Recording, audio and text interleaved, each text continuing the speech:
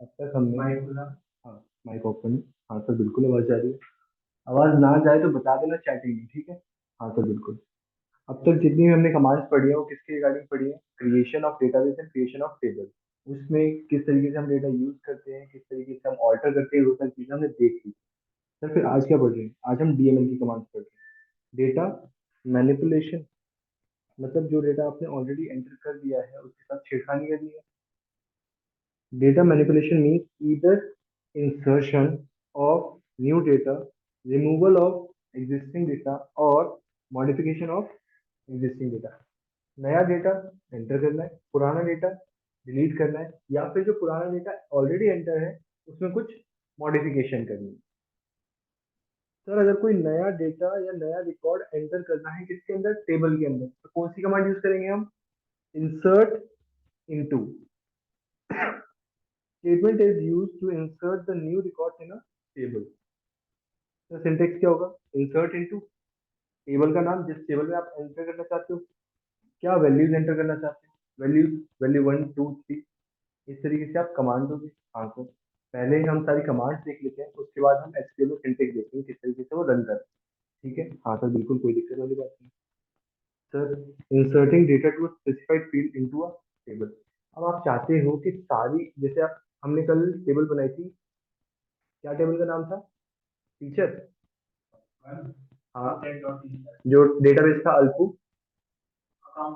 Accounts, उसमें table बनाई थी, उसमें हमने कई सारी चीजें लिखी थी, पीआईडी लिखा था, टीचर नेम लिखा था, ये सारी चीजें। अगर मैं चाहता हूँ कि सिर्फ पीआईडी में ही मैं वैल्यू एंटर करूँ, या फिर सिर्फ टीचर नेम में वैल्यू एंटर करूँ, तो फिर मैं क्या यूज करूंगा? स्पेसिफाइड फील्ड वाला कॉलम, इंसर्ट इनटू। हमें इंसर्ट करना है, किस टेबल में इंसर्ट करना है वो टेबल, और किस कॉलम में मैं इंसर्ट करना चाहता हूँ वो कॉलम बताऊंगा, और क्या वैल्यू इंसर्ट करना चाहता हूँ वो वैल्यू बताऊंगा। तो पिछले वाले में और इसमें डिफरेंस क्या है? पिछले वाले में मैं एक साथ, जैसे मेरी टेबल थी पीआईडी, टीचर और मार्क्स, ये 3 कॉलम थे, ठीक है। मैं एक ही साथ तीनों में वैल्यू भर रहा हूँ, 1 अल्पू और 25, 2 नेहा और 26, ठीक है। ये मैं जब एक साथ वैल्यू भर रहा हूँ, तो फिर मैं क्या यूज करूंगा? सिंपल इंसर्ट इनटू टेबल ने क्या क्या वैल्यूज मुझे एंटर करनी है। सर अगर मुझे स्पेसिफाइड कॉलम में भरनी है, तो फिर मैं इंसर्ट इनटू टेबल ने वहां पे कॉलम स्पेसिफिक कर दूंगा, किस कॉलम में मुझे वैल्यू इंसर्ट करनी है, और क्या वैल्यूज इंसर्ट करनी है वो आ जाएंगी। ठीक है, कोई दिक्कत परेशानी? सर नहीं। सर अब आ रहा है आपका क्या? Query in my SQL. SQL provides efficient mechanism to retrieve data stored in multiple tables in MySQL database। आपने जो SQL डेटाबेस बनाया उससे आपने बहुत सारे डेटा फिल किया होगा, बहुत सारे टेबल्स बनाई होंगी, बहुत सारे आपने रिकॉर्ड एंटर किए होंगे। लेकिन आप चाहते हो, आपके पास, जैसे आप स्कूल में गए, स्कूल वालों के पास बहुत सारा डेटा होता है, सभी स्टूडेंट्स का है, सभी टीचर्स का है, उनके पेरेंट्स वगैरह का डेटा होता है। रैंडमली भी बच्चा उठ के गया स्कूल, वो बोलता है मैम मुझे मेरा डेटा शो करो, क्या क्या डेटा आपके पास है। क्या आपको हर एक फाइल खंगालने बैठेगी? नहीं, वो सर्च करेगी कि हाँ ये इस क्लास का स्टूडेंट, ये कहाँ क्या क्या क्या डेटा है, तो सारा डेटा एक बार में शो हो जाएगा टेबल्स के फॉर्म में। सेम हमारे पास डेटाबेस था, उसमें बहुत सारा डेटा था, उससे हम कुछ सेलेक्टेड डेटा देखना चाहते हैं, तो उसके लिए हम क्वेरी रन करेंगे। किस तरीके से हमें किस चीज का डेटा चाहिए, जैसे मुझे चाहिए सार्थक का डेटा, सार्थक का अकाउंट में क्या स्कोर रहा है, आईटी में क्या स्कोर रहा है, जो सारी चीजें मैं देखना चाहता हूँ, तो वो मैं अब जो कमांड यूज करूंगा वो उसके लिए है। तो देखना, सबसे पहले क्या है? Select statement. The select statement is used to retrieve data from the table in database and the output is also displayed in tabular form. जो टेबल है उसमें से मैं डेटा रिट्रीव करना चाहता हूँ, और जो डेटा मुझे मिलेगा वो भी किस फॉर्म में मिलेगा? टेबुलर फॉर्म में। सर पहली कमांड क्या है? सिंटेक्स क्या आएगा मेरा? Select attribute 1 attribute 2 from table name. Sir मतलब, जैसे मैंने सेलेक्ट कमांड लिखी, मुझे तन्मय का डेटा चाहिए, मुझे सार्थक का डेटा चाहिए, मुझे मार्क्स चाहिए, मुझे टीआईडी चाहिए, अकॉर्डिंगली मैं किस टेबल में से निकालना चाहता हूँ वो दे दूंगा। You can select all columns of a table using star sign. जैसे अगर आपको पता नहीं है कि मेरे इस टेबल में कितने कॉलम्स हैं, मैं क्या करता हूँ, स्टार मार्क करके सारे कॉलम्स आ जाएंगे मेरे। स्टार आपके सारे कॉलम्स इंक्लूड कर लेता है। जैसे माई एसक्यूएल यहाँ से क्वेरी रन करना स्टार्ट करती है, आपने लिखा select star from teacher. Teacher क्या है मेरा, टेबल नेम। उस टेबल में जितने भी कॉलम्स होंगे वो सारे क्या हो जाएंगे, डिस्प्ले। सर अब क्या करना है मुझे, रीऑर्डर करने हैं क्या, reordering column in query result.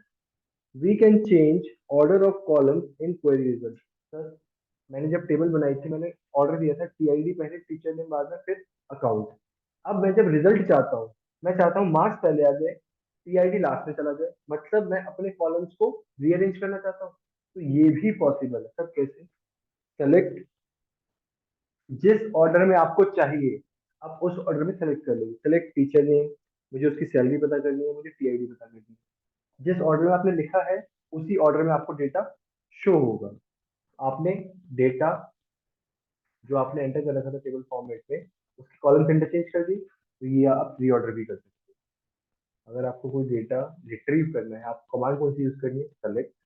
अगर आपको डेटा जो रिट्रीव करना है वो रेगुलराइज फॉर्म में नहीं चाहिए, आपको रीऑर्डर करना है उसको, तो आप उसे रीऑर्डर भी कर सकते हैं। सुनिए, अगर मुझे ऐसा लग रहा है कि जो मैंने नेम रखा हुआ है वो मैं सबको शो नहीं कर सकता, मुझे कोई और नेम दिखाना है लोगों को, तो मैं क्या कर दूंगा, उसे रीनेम कर दूंगा।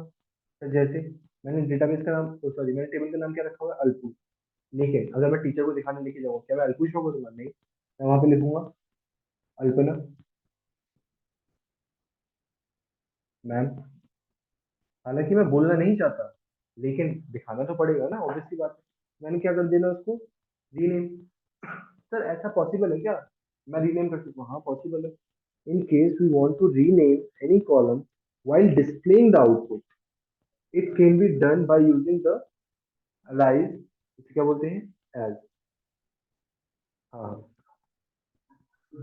Select teacher name as name. Sir जो मेरी टेबल है, टेबल में क्या नाम है, टीचर नेम, लेकिन मुझे उसे डिस्प्ले किस नेम से करना है, सर सिर्फ नेम से। किस टेबल में से, टीचर वाली टेबल में से। ठीक,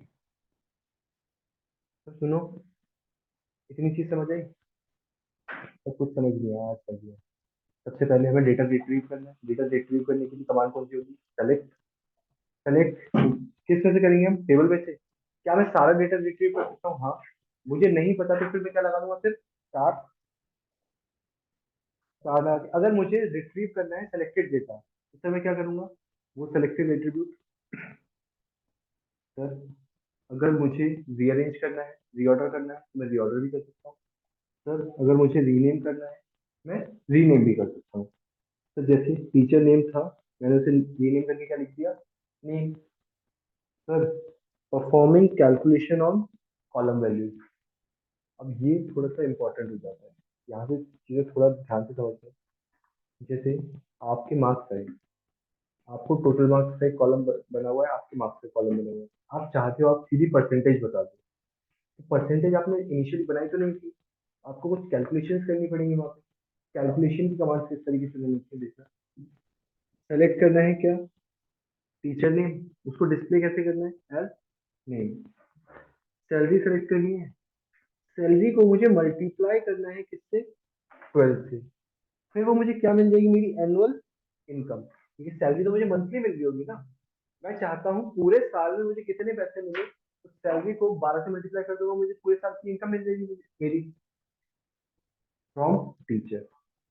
अगर आप थोड़ी सी लैंग्वेज समझते हो ना, अगर आप लैंग्वेज समझते हो, आप क्वेरी बड़े आराम से लिख सकते हो। मैंने क्या बोला, मुझे टीचर्स वाली टेबल में से लोगों की एनुअल सैलरी चाहिए, और जो लोगों का नाम है ना, वो एम्प्लॉय आईडी की जगह, एम्प्लॉय नेम की जगह सिर्फ नेम शो।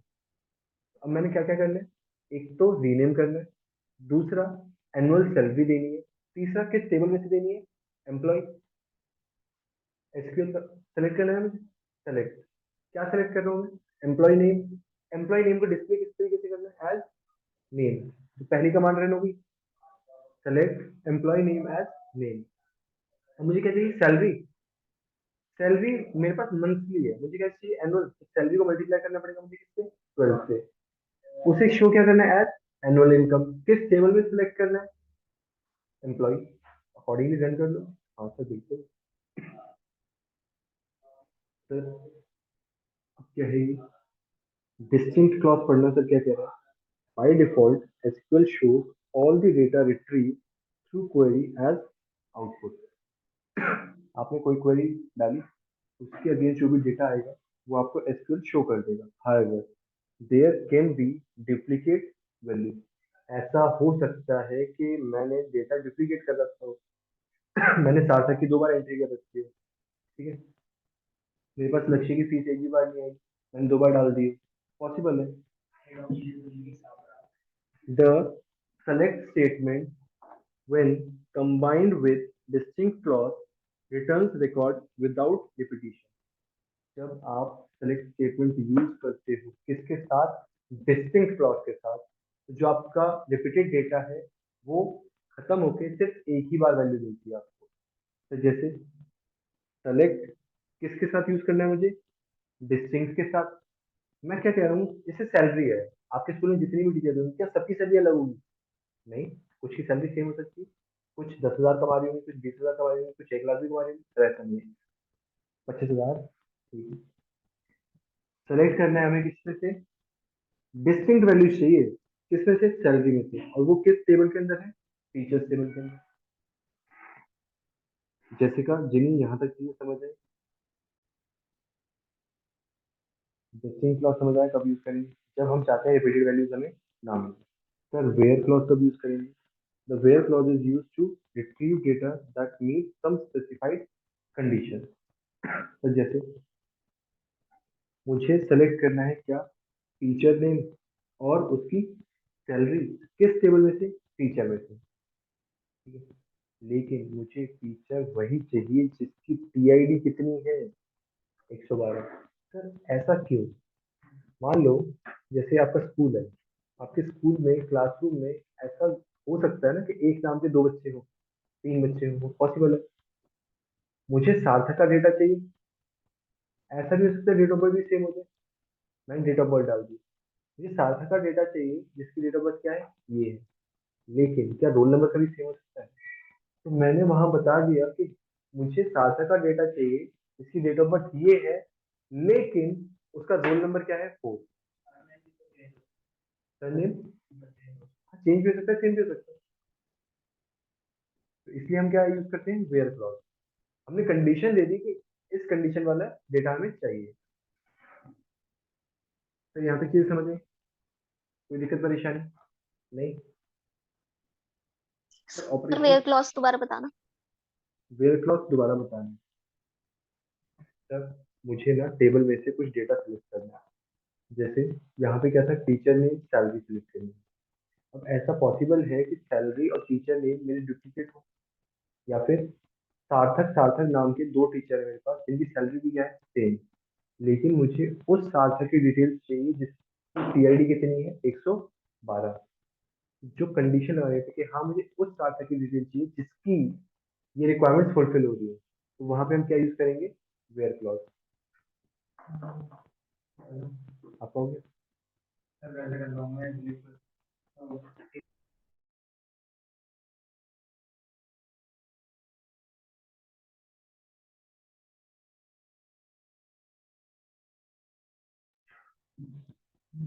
समझ आया वेयर क्लॉज?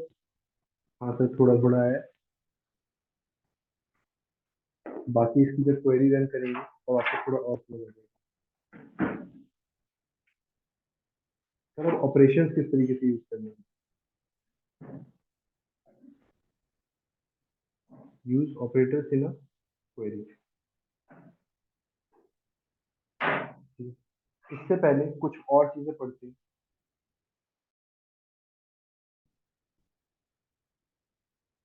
सर ऑपरेटर्स कैसे यूज करते हैं ये देखिए।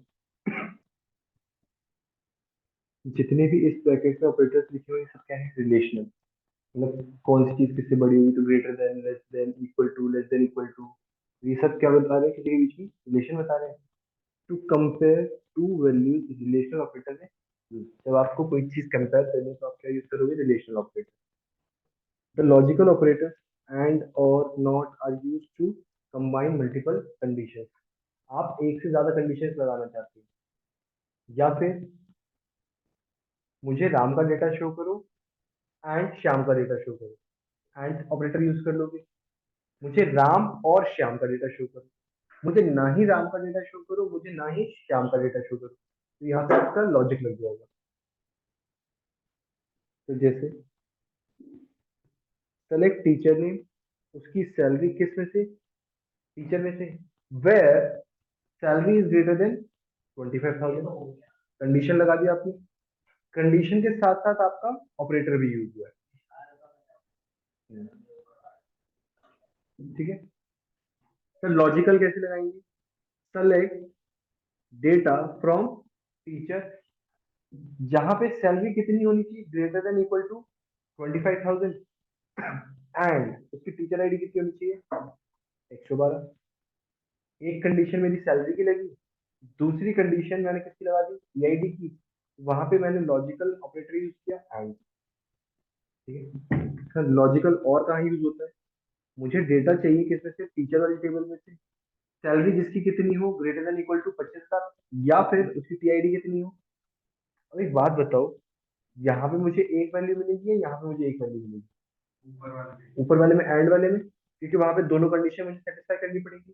यहाँ पे कोई भी एक कंडीशन सेटिस्फाई हो जाए, मेरी क्वेरी रन हो जाएगी।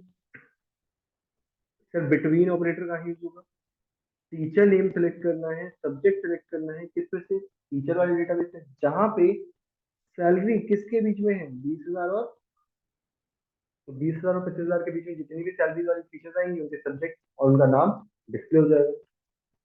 सर अगला क्या है, membership in operator. The in operator compares a value with a set of values and returns the true if the value belongs to that set। जैसे मैंने एक सेट बनाया 1 2 3 4 5, अब अगर जो मैं क्वेरी रन कर रहा हूँ उसकी वैल्यू इस सेट के अंदर आ रही होगी, तो वो ट्रू वैल्यू शो कर देगा, अगर नहीं आ रही होगी तो फॉल्स। सेलेक्ट, क्या सिलेक्ट करना है, टीचर ने, और उसका सब्जेक्ट किस में से, टीचर में से, जहां पे सैलरी कितनी होनी चाहिए, 20,000 और 25,000। हाँ सर, अगर इसमें कुछ वैल्यूज आ रही होगी तो फिर क्या लिख देगा वो, ट्रू। अगर नहीं आ रही होगी तो फिर क्या लिख देगा, false. Sir membership not in, teacher name, subject from teacher, where salary not in कितनी। सर क्या ये ऑपरेटर हमारे लिए यूजफुल है? सर बिल्कुल यूजफुल नहीं है, आपसे 12th क्लास में ये चीजें नहीं पूछ रहे। सर फिर क्यों करा रहे हो? नहीं नहीं, ये वाली नहीं पूछेगी, जो बताऊंगा वो पूछेगी, जो उस दिन बताया था वो आगे था ना, हाँ बिल्कुल बता दो। फालतू में ऑर्डर बाय क्लॉज आपके सिलेबस का टॉपिक है, हाँ ऊपर कर देना। चलिए तो देखना, order by clause is used to display data in an ordered form with respect to the specified column. By default, order by displays records in ascending order of the specified। जो आपकी टेबल है उसके columns को arrange करना basically order by का काम है। To display the records in descending order, the DESC means descending keyword needs to be written with the column। अब मैं चाहता हूँ मेरी जो कॉलम के अंदर वैल्यूज हैं वो डिसेंडिंग ऑर्डर में डिस्प्ले हो, तो मैं क्या यूज करूंगा, DESC। बाय डिफॉल्ट वो किसमें करता है, असेंडिंग ऑर्डर में। सेलेक्ट, क्या करना है, डेटा किसमें से, टीचर में से, ऑर्डर बाय किसके हिसाब से, ऑर्डर किसके हिसाब से मुझे अरेंज करना है, सैलरी के हिसाब से। अब मैंने यहाँ पे कहीं डिसेंडिंग लिखा है, तो फिर ये किस पे अरेंज होगा, असेंडिंग में। अगर मैं यहाँ पे डिसेंडिंग लिख देता तो फिर ये किस में अरेंज होता, डिसेंडिंग में। ऑर्डर बाय की जगह लिखना है क्या, नहीं ऑर्डर बाय फिर ब्रैकेट से पहले डिसेंडिंग। तो देखना, null value, SQL supports a special value called null value to represent a missing or unknown value। Sir ये आएगा सिर्फ नहीं, सर फिर मत पढ़ाओ, लेकिन ये वाला इंपॉर्टेंट है, substring pattern matching.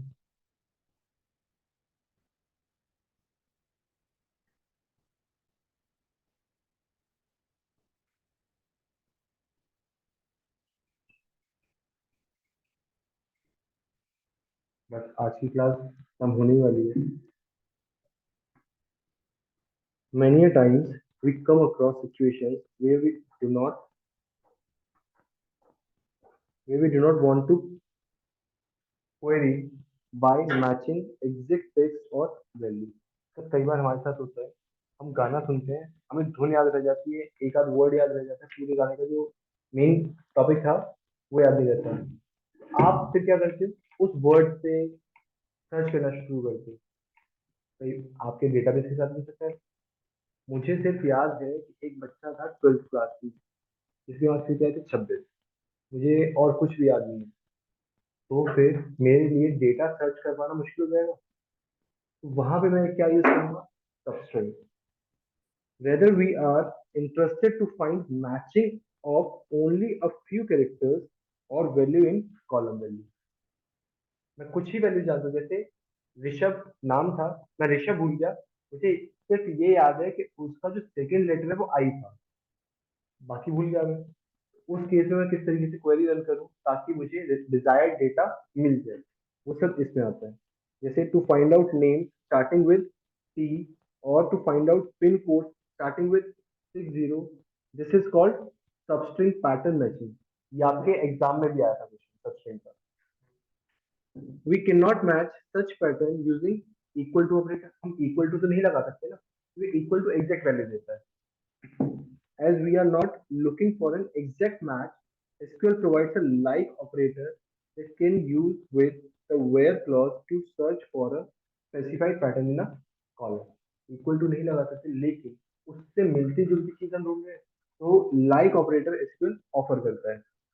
Like operator make use of the following two wild card characters. तब क्या क्या, एक परसेंट होता है, एक underscore. Sir percent use to represent 0, 1 और मल्टीपल कैरेक्टर्स।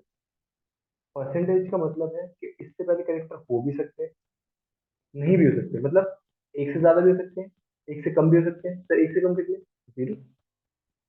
जैसे एक नाम था, पता नहीं क्या था, लेकिन उसमें ना टी आ रहा था।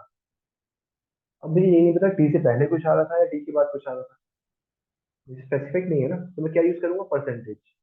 लेकिन अगर मुझे स्पेसिफिक है कि टी से पहले एक लेटर था, तो फिर मैं क्या यूज करूंगा, underscore use to represent exactly a single character. जितने अंडरस्कोर आप लगाते जाओगे उतने कैरेक्टर की आप बात करते हो। अगर आपने एक अंडरस्कोर लगाया मतलब एक कैरेक्टर, अगर आपने परसेंटेज लगाया आप इनफाइनेटली मैनी ले सकते हो। आपको नहीं पता कि थे भी या नहीं थे। Sir write a query, select details of all those teachers whose name starts with S. Starting किससे है, एस से। एंडिंग किसी से भी हो सकती है, कितने भी कैरेक्टर्स हो सकते हैं। एस से स्टार्ट तो करूंगा, लेकिन एंड में किससे कर रहा हूँ पता नहीं, तो परसेंटेज लगा दूंगा। सेलेक्ट करना है डेटा किसमें से, टीचर में से, जहाँ पे टीचर का नाम क्या है। लाइक यूज करेंगे, याद रखना, वेल इक्वल टू नहीं। लाइक स्टार्ट कहाँ से होगा, एस से, एंड कहाँ पे होता है, पता नहीं। अगली query, write a query, select details of all those teachers whose name ends with H and gets a salary less than. अब दो कंडीशन आ जाएंगी। तो पहली तो हम कर लेंगे, सेलेक्ट कर रहे हैं डेटा फ्रॉम किसमें से, टीचर में से, जहाँ पे टीचर का नाम क्या है। स्टार्ट हो रहा होगा या एंड हो रहा होगा, सर एंड हो रहा होगा, किससे, एच से। स्टार्ट पता नहीं किससे हो रहा होगा, कितने कैरेक्टर है वो भी नहीं पता, पहले का लगा देंगे परसेंट। और एक और कंडीशन बोली थी उसने, sir and salary is less than 25,000। आज घर जाके ये सारी कमांड रन करके देखनी है। सर हमने एसक्यूएल डाउनलोड नहीं कर पाया अभी। हाँ उसके बाद, write a query to select details of all those students whose name consist of exactly कितने।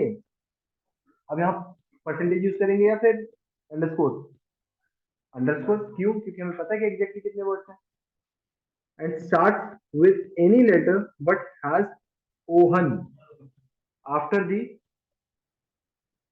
स्टार्ट किसी भी लेटर से हो सकता है, लेकिन आगे के चार कैरेक्टर हमें पता है, ओ एच ए एन। अब वो सोहन भी हो सकता है, रोहन भी हो सकता है, मोहन भी हो सकता है, कुछ भी हो सकता है। सेलेक्ट डेटा किसमें से, स्टूडेंट में से, जहां पे स्टूडेंट का नाम क्या है पता नहीं, लेकिन हमें लगता है कि वो एक लेटर पहले है और चार लेटर ओहन है। ठीक है सर, क्वेरी क्वेरी रन करनी है किसके लिए, नेम सेलेक्ट करना है कि all student containing OH as a substring in the